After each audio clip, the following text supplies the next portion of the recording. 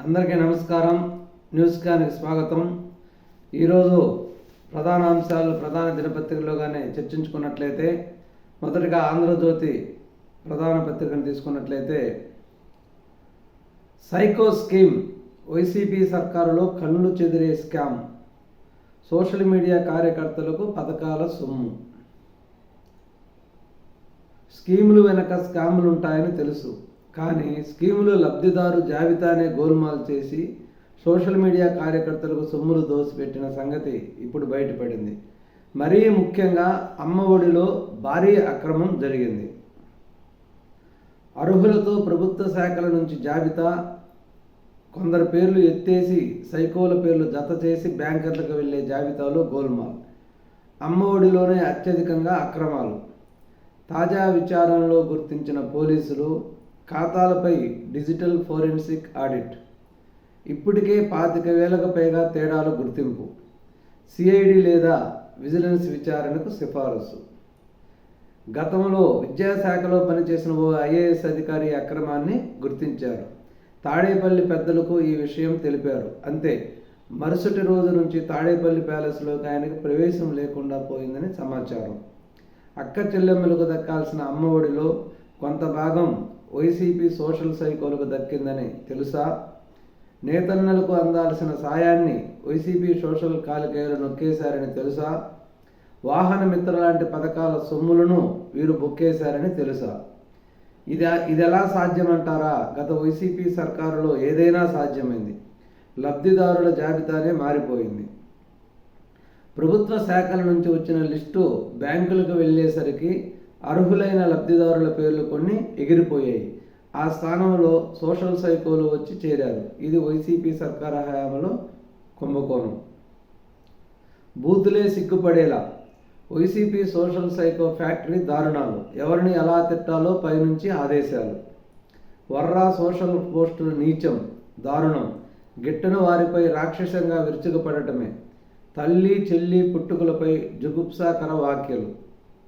వయసు వావి వరుస తేడాలు లేకుండా పోస్టులు.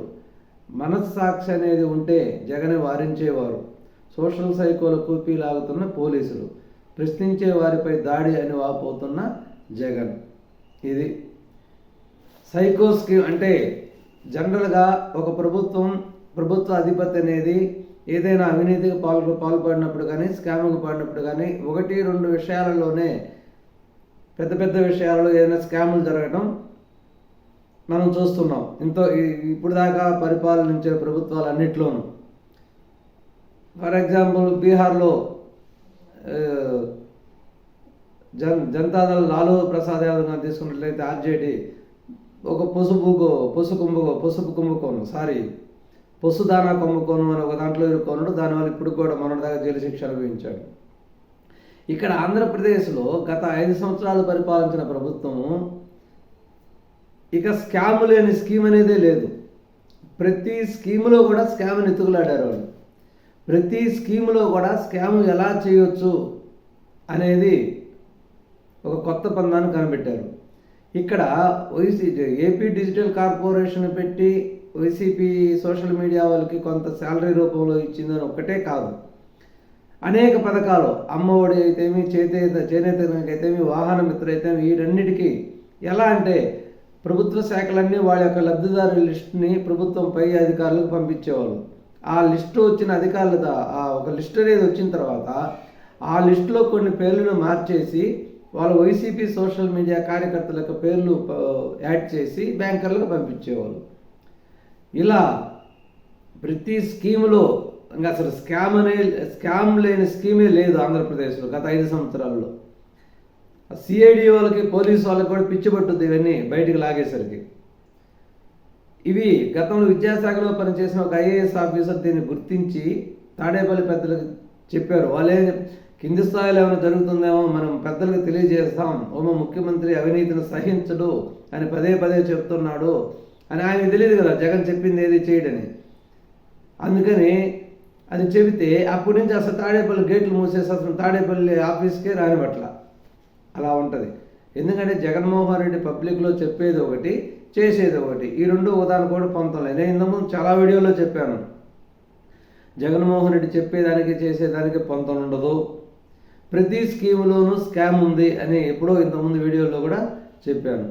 ఈ విధంగా వాళ్ళు సోషల్ మీడియా వాళ్ళు సిగ్గు లేకుండా బూతులేసి అంటే వర్ణించడానికి బాహ్యంగా చెప్పలేని విధంగా వాళ్ళ వర్ణన అనేది సోషల్ మీడియాలో ఉంటుంది. దానిని ప్రశ్నించే తత్వం అని వాళ్ళని జగన్మోహన్ రెడ్డి గారు వెనకేసుకొస్తున్నారు. ఇది మన దౌర్భాగ్యం. కార్పొరేషన్ అప్పులు ప్రభుత్వ అప్పులే. వైసీపీ హయాంలో రాష్ట్ర బడ్జెట్ నుండి వాటి చెల్లింపులు. బడ్జెట్లో చూపని అప్పులకు చెల్లింపులు తీవ్ర ఉల్లంఘనే. రెవెన్యూ వ్యయాన్ని మూలధన వ్యయంగా చూపారు. ఇది ఉల్లంఘనే, కాదు స్పష్టీకరణ. మొన్న 2 రోజుల క్రితం ప్రవేశపెట్టిన బడ్జెట్లో అంటే అంతకుముందు గత 5 సంవత్సరాల్లో జగన్మోహన్ రెడ్డి ప్రభుత్వంలో అప్పుడు ప్రతిపక్ష చంద్రబాబు నాయుడు ఆరోపించినట్టు అంత అప్పు చేయలేదు, అంత అప్పు చేస్తుంటే ఆ అప్పును మీరు బడ్జెట్లో చూపించలేదనే ఒక క్వశ్చన్ గత మాజీ ముఖ్యమంత్రి అడుగుతున్నారు. అంటే మీరు 12 లక్షల కోట్లు 13 లక్షల కోట్లని ప్రచారం చేశారు, కానీ మీరు బడ్జెట్లో 6.5 లక్షల కోట్లే చూపించారు. మరి అంత అప్పు ఎక్కడ ఉంది? ఆ అప్పు చేస్తుంటే మీరు బడ్జెట్లో అది చూపించాలి కదా అనేది ఇక్కడ ఆయన ప్రస్తావన. కానీ ఇక్కడ విషయం ఏంటంటే బడ్జెట్లో కొన్ని కార్పొరేషన్ సంబంధించినవన్నీ బడ్జెట్లో పెట్టరు. కార్పొరేషన్లు విపరీతంగా కార్పొరేషన్లు ఏర్పరిచి వాటి ద్వారా అప్పులు చేశారు. అంటే అన్ని రకాల వ్యవస్థల్లో శాఖల్లో కార్పొరేషన్లు ఉంటాయి. ఆ కార్పొరేషన్ కొన్ని ఆస్తులు ఉంటాయి. ఆ ఆస్తులను తాకట్టు పెట్టి బ్యాంకులో విపరీతంగా అప్పులు తెచ్చున్నాయి. ఈ బడ్జెట్లో ఆ కార్పొరేషన్ అప్పులు కలపలేదు. కానీ కార్పొరేషన్ల ద్వారా చేసిన అప్పులకి చెల్లించే డబ్బులు అనేవి బడ్జెట్లో చూపించాలి. కానీ ఇక్కడ బడ్జెట్లో వాళ్ళు చూపించాల గత ప్రభుత్వం. కాబట్టి ఇవన్నీ కూడా వాళ్ళు చేసిన తప్పులేను. తర్వాత రెవెన్యూ వ్యయాన్ని కూడా మూలధన వ్యయంగా చూపారు. ఇది కూడా ఉల్లంఘనే. గత ప్రభుత్వం అన్ని రకాలుగా బడ్జెట్లో ఉల్లంఘనలు చేశారు. కార్పొరేషన్ అప్పులు ప్రభుత్వ అప్పులే. వైసీపీ హయాంలో రాష్ట్ర బడ్జెట్ ఉంటే వాటి చెల్లింపులు. బడ్జెట్లో చూపనటువంటి అప్పులకు చెల్లింపులు తీవ్ర ఉల్లంఘన. అంటే వాళ్ళు చేసినటువంటి కార్పొరేషన్ అప్పులన్నింటినీ కూడా బడ్జెట్లో చూపించకుండా, ఎందుకంటే అప్పులను తక్కువ చేసి చూపించలేదు. కానీ వాళ్ళకి చెల్లించవలసిన ఈఎంఐలన్నీ కూడా బడ్జెట్ నుంచే చెల్లించేవారు. ఇది చాలా తీవ్రమైన ఉల్లంఘనని కాదు స్పష్టీకరించడం జరిగింది. బుల్డోజర్ న్యాయానికి సుప్రీం బ్రేక్. ఒక వ్యక్తిని దోషిగా నిర్ధారించి ఇంటిని కూల్చి శిక్షించే అధికారం లేదు. దోషి అయినా కూల్చడానికి వీల్లేదు. కూల్చివేతల నిబంధనలు ఉల్లంఘిస్తే అధికారుల జీతాల నుంచి పరిహారం. రాష్ట్రాలు అధికారులు హద్దు మేరొద్దు. ఒక వ్యక్తి నిందితుడైతే కూల్చివేతలతో కుటుంబం మొత్తాన్ని శిక్షించడం సరికాదు. నిర్మాణాల కూల్చివేతపై సుప్రీం తీర్పు. ప్రభుత్వ భూములను ఆక్రమించి నిర్మించే కట్టడాలకు తీర్పు వర్తించదని స్పష్టీకరణ. నోటీస్ ఇచ్చి 15 రోజులు గడువు ఇవ్వాలి. దేశమంతా వర్తించేలా మార్గదర్శకాలు. మనమే ప్రతిపక్షం. ప్రజా సమస్యలపై ప్రశ్నలు వేద్దాం, మనమే సమాధానాలు చెబుదాం, అందరం కలిసి టీం వర్క్ చేద్దాం, సభపై ప్రజల్లో గౌరవం పెంచుదాం. చీఫ్ విప్పులకు చంద్రబాబు నిర్దేశం.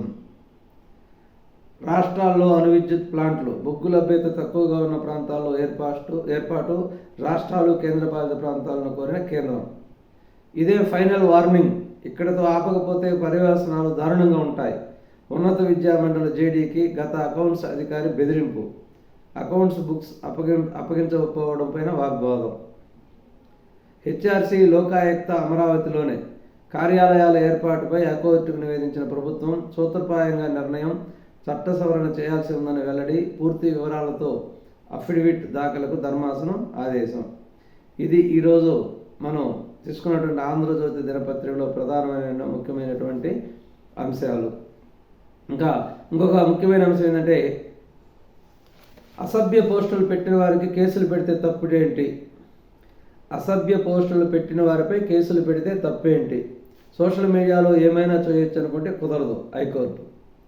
అంటే సోషల్ మీడియాలో అసభ్య పోస్టులు పెట్టిన వారిని అరెస్ట్ చేయడానికి ప్రభుత్వం ప్రయత్నిస్తుండగా ఈ అరెస్టును నివారించండి అని ఒక అతను, వైసీపీకి చెందిన అతను కోర్టులో పిల్లు వేయటం జరిగింది.